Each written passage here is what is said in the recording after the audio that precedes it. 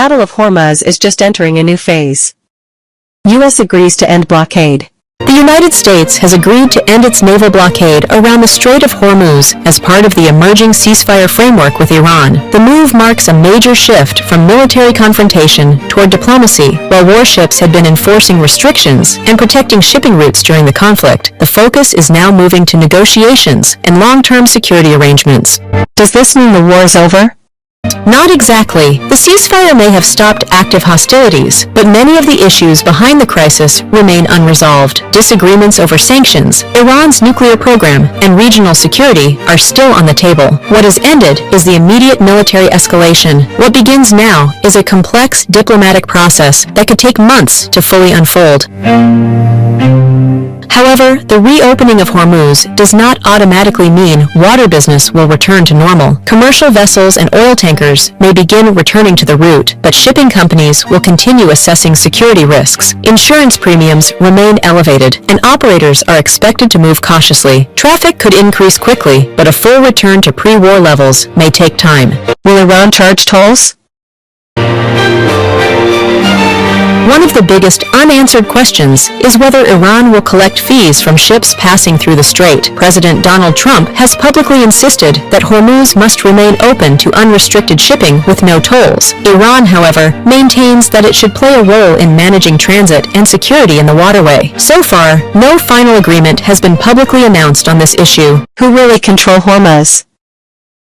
The current negotiations are no longer just about reopening the strait. They are increasingly about who gets to set the rules. The United States wants Hormuz to function as a freely accessible international shipping lane. Iran wants recognition of its security role in one of the world's most strategically important waterways. That disagreement remains at the heart of ongoing talks. Will U.S. ships leave the region? Despite the end of the blockade, American military assets are unlikely to leave the Gulf anytime soon. The U.S. is expected to maintain a significant naval presence to monitor shipping activity, deter future attacks, and ensure compliance with any agreement. In other words, the blockade may be ending, but the American security umbrella is expected to remain. The takeaways. The larger takeaway is clear. The end of the U.S. naval blockade does not mean the end of the Hormuz crisis. It means the conflict is entering a new phase, one where negotiations matter more than naval deployments, one where the future of global energy flows depends not on warships, but on what is decided at the negotiating table. For now, the shooting may have stopped, but the battle over the future of Hormuz is far from over. A possible breakthrough may finally be emerging in the escalating confrontation between the United States and Iran, as President Donald Trump has publicly outlined dramatic conditions for a potential agreement that could reopen the Strait of Hormuz and ease tensions across the Middle East. In a lengthy Truth Social post, Trump declared that the United States is prepared to lift its naval blockade on Iranian ports, but only if Tehran agrees to a series of major demands. Among them, Iran must permanently abandon any attempt to obtain nuclear weapons, reopen the Strait of Hormuz to unrestricted global shipping in both directions, and remove any remaining naval mines from the strategic waterway. The Strait of Hormuz is one of the world's most critical energy choke points, carrying roughly 1/5 of global oil and liquefied natural gas shipments. Any disruption there immediately impacts global fuel prices and international trade. Trump also made a stunning claim about Iran's nuclear infrastructure. He said enriched uranium buried beneath underground facilities damaged by earlier US B-2 bomber strikes would be unearthed and destroyed in coordination with Iran and the International Atomic Energy Agency. He further announced that ships trapped due to the US naval blockade would now be allowed to head home.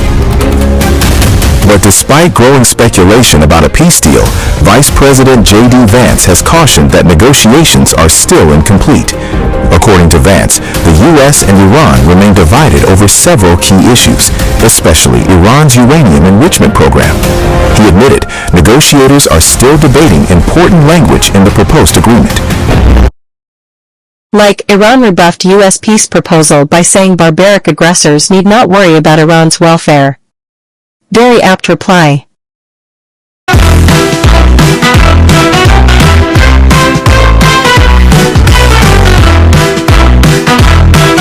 On to some breaking news coming in this minute.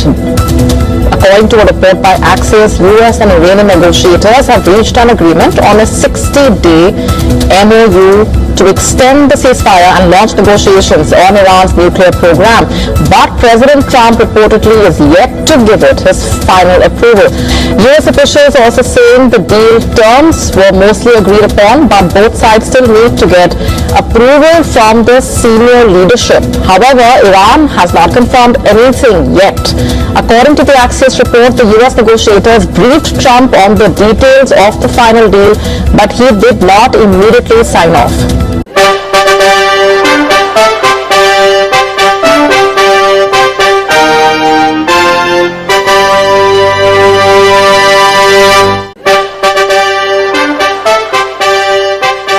Gunfire near White House as Trump holds Iran talks. Chaos on Pennsylvania Avenue. Multiple gunshots rang out near the White House, forcing Secret Service agents to lock down the area and rush journalists into secure shelter. News out of Washington, D.C., where we understand that dozens of shots have been fired about a block from the White House. We understand that the President Donald Trump was in the White House at the time and has been there all day. We understand that that lockdown has been lifted. We are hearing from our affiliates at CNN that after dozens of gunshots at rapid succession, 2 people have been shot and that lockdown has been lifted. We've got no news yet about any kind of motivation there, but what we know has been happening at the White House all day is the US President Donald Trump had earlier tweeted on Truth Social, his social media platform, that a deal between the US and Iran was inching closer, and really it was just about finalizing. Did Rubio call Trump stupid? Why did US State Department delete the racism remarks about India? U.S. Secretary of State, Marco Rubio, and Indian Foreign Minister Subramanyam Jaishankar attend a joint press conference after their meeting at the Hyderabad House in New Delhi, India, May 24, 2026. This is what Marco Rubio spoke. Because every country in the world has stupid people.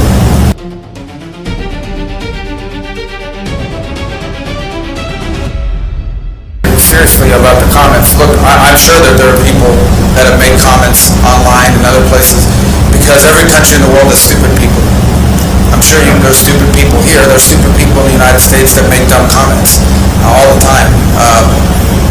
I don't know what else to tell you other than the United States is a very welcoming country. Our nation has been enriched by people who come to our country, have come from our country from all over the world, have become Americans, have assimilated into our way of life, and have contributed greatly.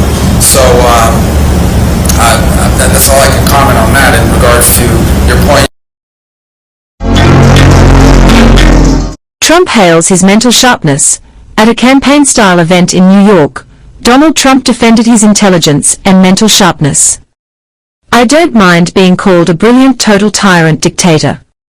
But I don't want to be called dumb, Trump told supporters. He also called himself the smartest guy you'll ever meet, while responding to criticism over his cognitive fitness. Trump mocks Democrats. Trump also referred to the Democrats as Democrats, a term he's resorted to frequently in recent times. He urged his voters to gotta go vote in the congressional elections, or else it would be a rigged election. The rally was organized in support of Republican Congressman Mike Lawler, a candidate for New York's 17th congressional district. Trump's surprise audio call during the U.S. Embassy's Independence Day event in Delhi.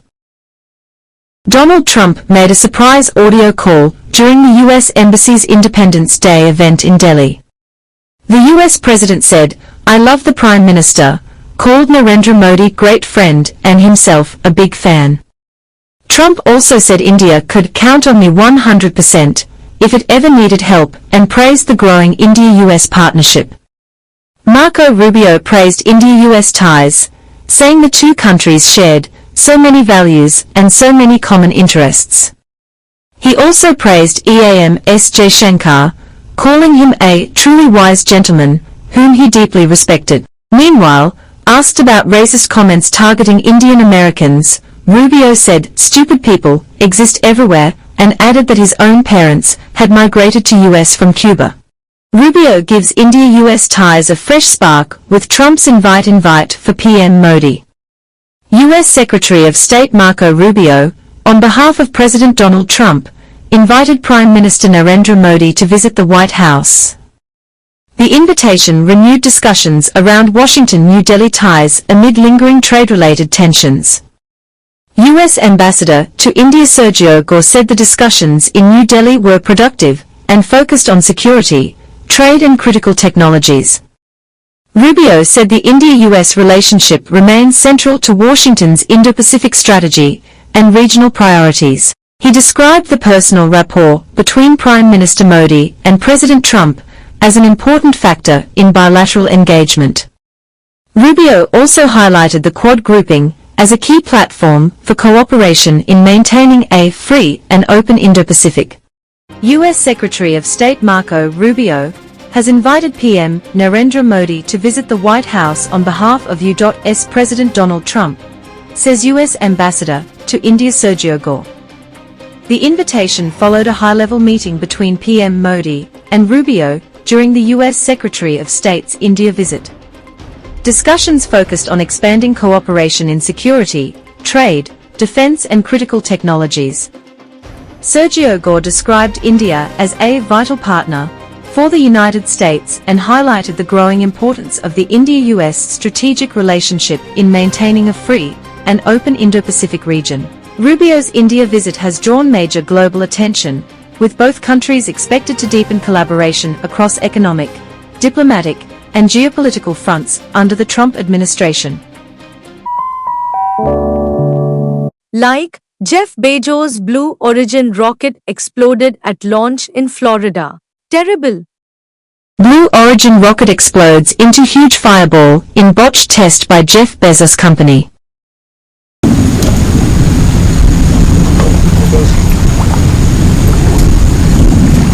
Oh no. Oh!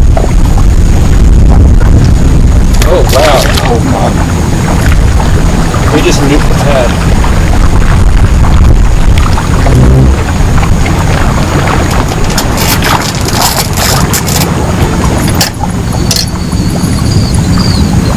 Oh my god.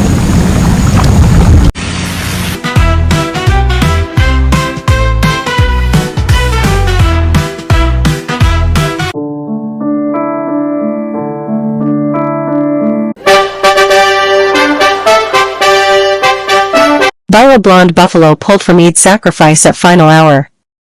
A buffalo named Donald Trump has become Bangladesh's latest viral celebrity, and this rare albino buffalo from a farm near Dhaka has been drawing huge crowds ahead of Eid because people think its fluffy hairstyle looks exactly like US President Donald Trump. The buffalo has a pinkish white color, weighs around 600 kilos, and was raised at Rabaya Agro Farm in Narayanganj.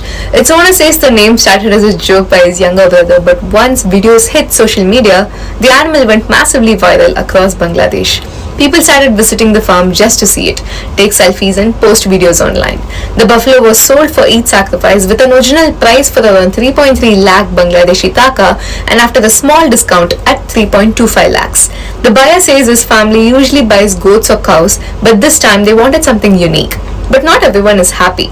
Some people online have questioned whether such a rare animal should be sacrificed at all, while others say the attention around it has overshadowed the spiritual significance of Eid. The owner, however, says the name was only symbolic and given with affection, and that the buffalo's fame simply became an unexpected part of this year's celebration.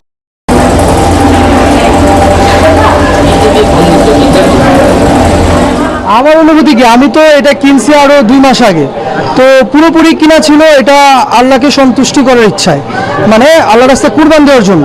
তো এখন viral হইছে, তো এটার জন্য এত মানে popularity, এত মানে crowd.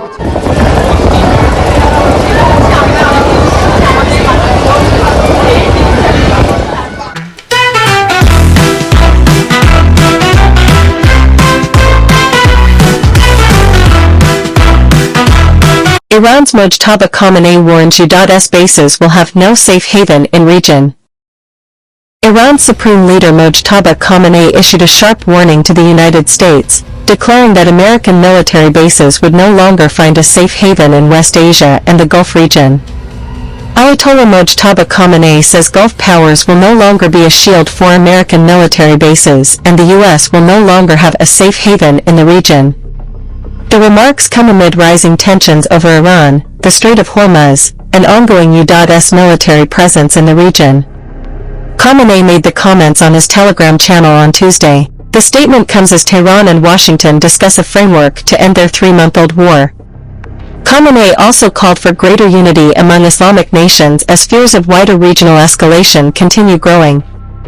Iran's supreme leader took over in March after his father, Ayatollah Ali Khamenei, was killed in U.S.-Israel airstrikes. Mojtaba Khamenei has so far not appeared in public. You are watching Sanglikar's Weekly.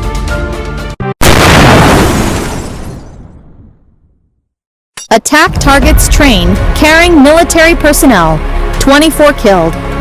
At least 24 people have been killed in a suicide bomb attack that targeted a train carrying military personnel in Pakistan's Balochistan province.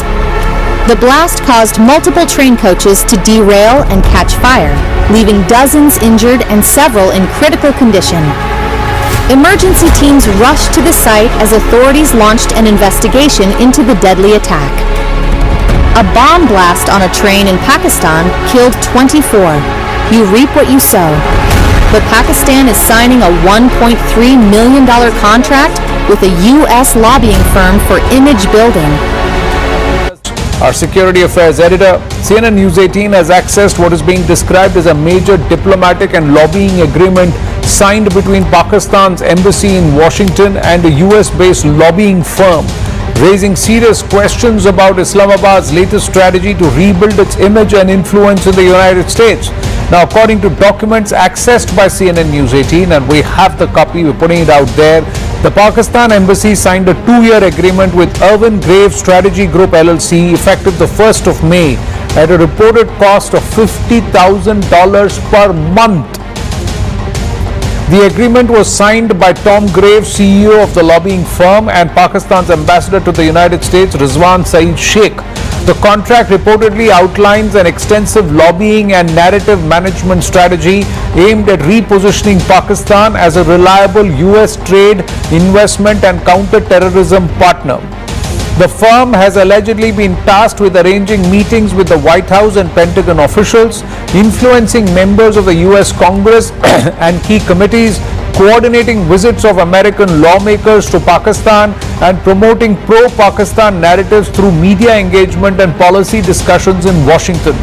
Top Indian intelligence sources believe the deal reflects another attempt by Pakistan to repair its international image through aggressive lobbying and narrative management rather than addressing deeper structural concerns linked to terrorism, extremism, governance and regional instability. These documents, viewers, $50,000 per month is what's being paid by a country which is raising the price of fuel, asking people to work from home, cutting down the government pays, and also saying that we don't have money, going with a begging bowl internationally to even fund its own economy, is able to take out $50,000 per month for a 2-year period.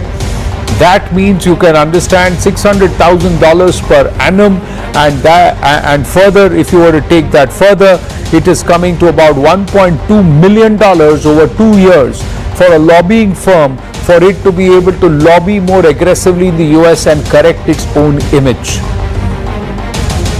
We put out the facts and we see that the Indian authorities have also noted this, but this is what a nation like Pakistan is ready to do to continue to stay relevant with perhaps the biggest power and its own big Aka, the Americans, the United States. Pakistan rejects joining Abraham Accords after Trump's push. US President Donald Trump this week called on Saudi Arabia, Pakistan, Qatar, Turkey, Egypt and Jordan to immediately join the Abraham Accords, the US brokered agreements that normalize relations with Israel. But Saudi Arabia and Pakistan have refused. Saudi Arabia made its position clear, It will only normalize relations with Israel if there is an irreversible pathway to Palestinian statehood. Not a promise, not a roadmap, something concrete and irreversible. That bar has not been met. Trump's push came as part of a broader effort to link the Abraham Accords to ongoing US negotiations with Iran, arguing that a regional coalition recognizing Israel would make any Iran deal more historic. Saudi Arabia did not buy that framing. Saudi officials have consistently linked normalization to concrete steps on Palestinian statehood, with East Jerusalem as its capital. Partial gestures, symbolic moves, none of that will surface, according to Riyadh. The war in Gaza has only hardened that position. Riyadh now identifies more risks than opportunities in normalizing ties with Israel, in part due to deeply hostile public opinion within the kingdom. For Saudi Arabia, this is also a question of religious identity. The kingdom is the custodian of Islam's two holiest sites, Mecca and Medina. Any move toward recognizing Israel carries enormous weight at home. The political cost is simply too high without a credible Palestinian state in sight. Pakistan was even more direct. Islamabad became the first country to openly reject Trump's proposal. Defense Minister Khwaja Asif called the Abraham Accords unacceptable, arguing they clash with Pakistan's foundational ideological position.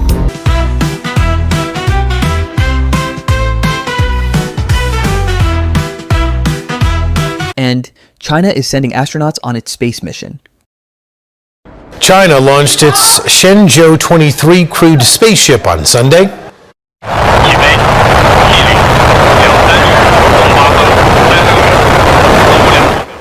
The mission will send 3 astronauts to its orbiting Tiangong space station. They will replace the Shenzhou 21 mission astronauts who've been in space for nearly 7 months. One of the crew members, Lai Ka-ying, has made history as the first astronaut from Hong Kong to travel to space. She's also the country's 4th female astronaut to reach space. Top news in Al Jazeera. Cattle market empties as fear grips Eid preparations in India's West Bengal. Muslims barred from Friday prayer sites in India's Gurgaon. Hindu order runs India. Court declares another medieval mosque a temple. What is Hindutva and what are the roots of this political movement? What is hate speech in journalism called? Sensationalism or yellow journalism? Or just dehumanizing and stigmatizing language? Like Ukraine has become testing ground for Russian arsenal. Agree? Ukraine's Air Force warns it is running dangerously low on air-to-air and air defense missiles as Russia drops a record 5,717 bombs in January 2026. Yuri Ignat details how NASAMS, Iris-T, Patriot, and F-16 stocks are stretched thin during massive strikes, leaving key launchers half empty. Amid its ongoing war with Russia, Ukraine's Air Force has revealed that it is facing a critical and growing shortage of air-to-air and air defense missiles, further complicating its fight to protect the nation's skies.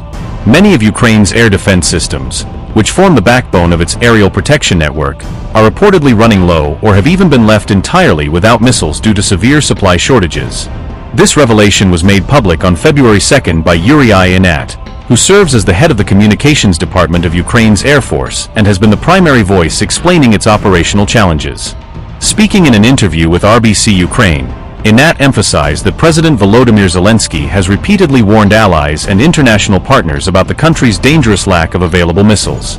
As the calendar turned to 2026, Ukraine has entered the new year not with celebration, but under a barrage of intensifying and deadly Russian attacks, plunging the nation deeper into conflict right from the start.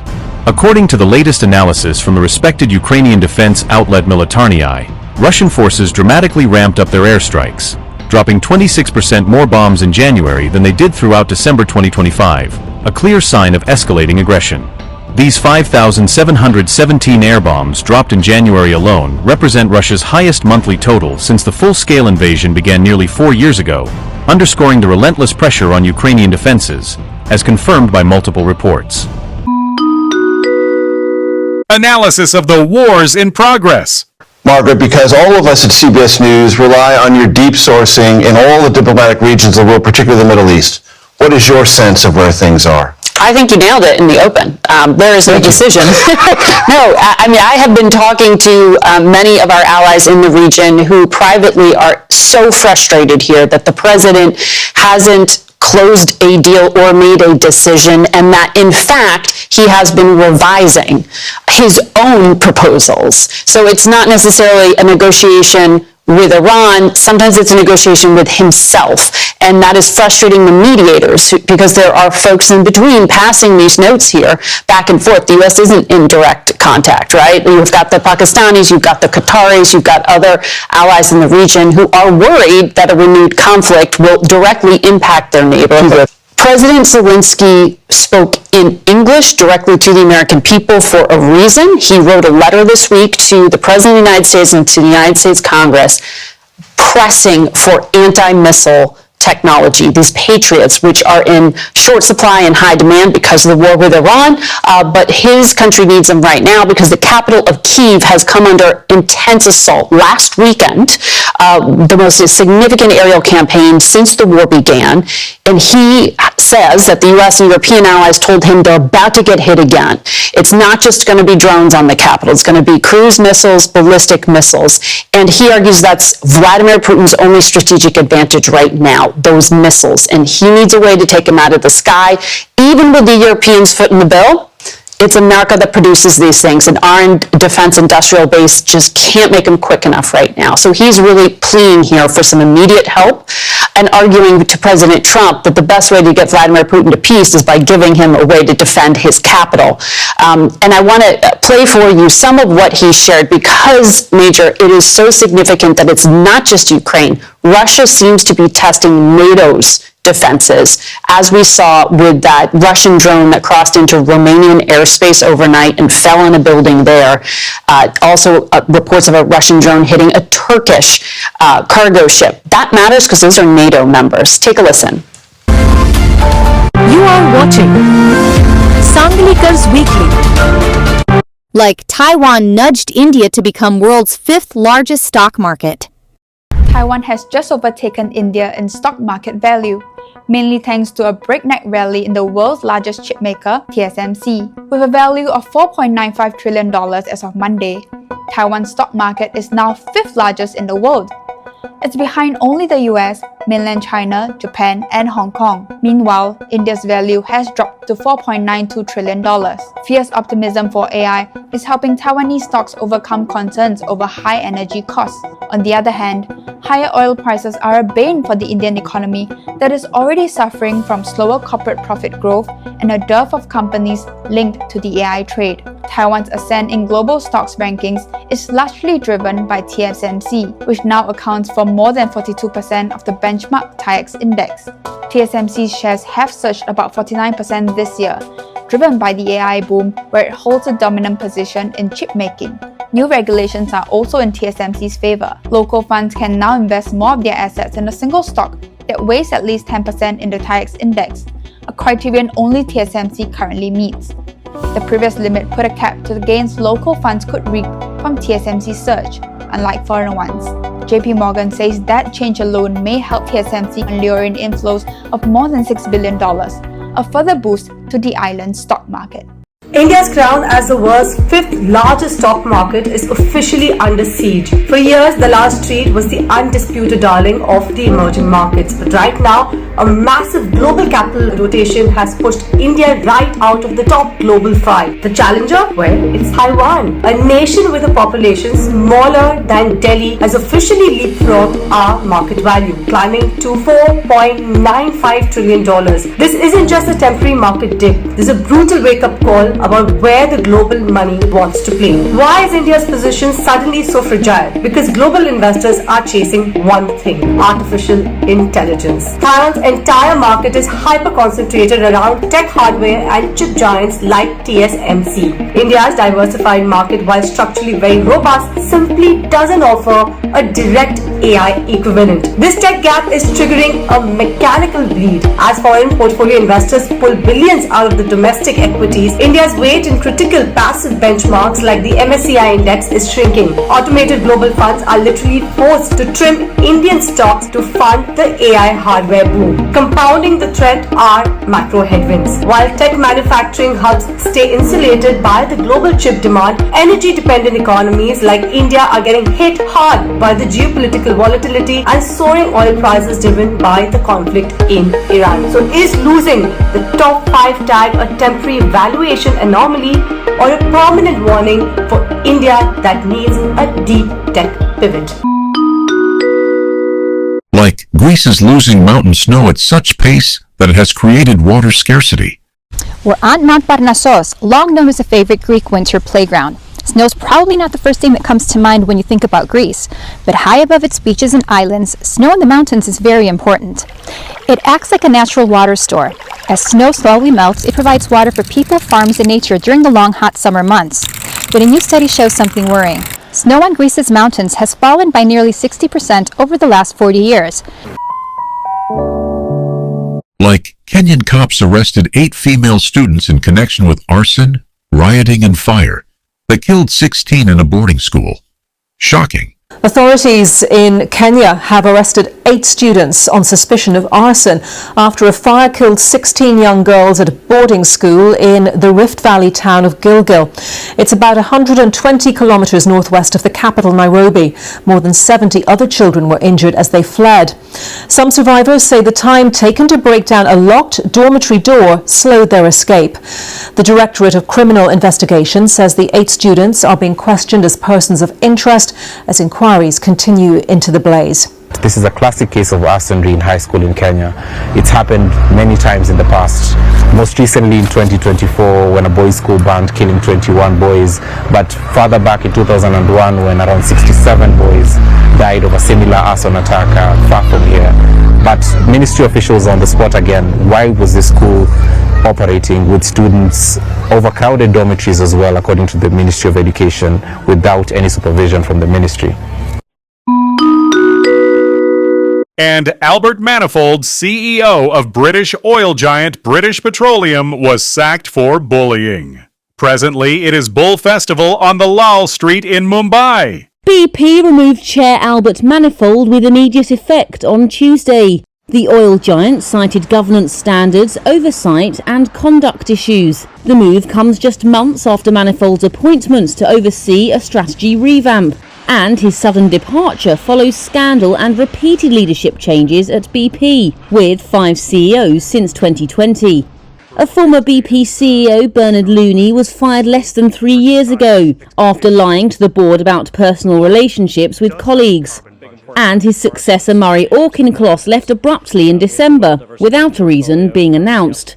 During his tenure, Manifold oversaw the appointment of CEO Meg O'Neill to shift the company's focus back to oil and gas. And while a senior independent director welcomed this new direction, she said, quote, "The board has been surprised and disappointed to learn of governance oversight and conduct issues it deems unacceptable." A BP spokesperson declined to give further details and Reuters couldn't immediately reach Manifold for a comment. BP shares were down almost a tenth after the announcement, but they later pared some losses to trade down nearly 5%. And finally, a new Shakespeare drama is running, Midsummer Nightmare in Europe. The story is mad.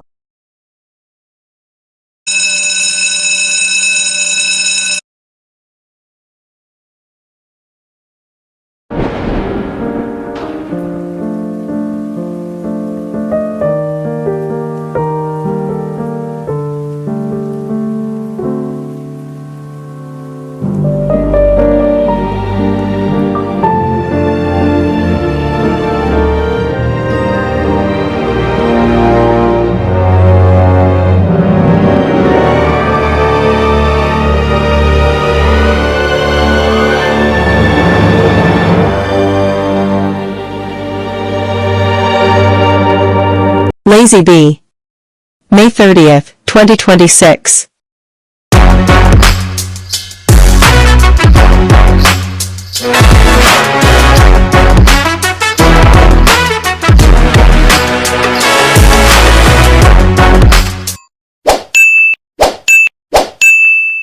Part 2 follows.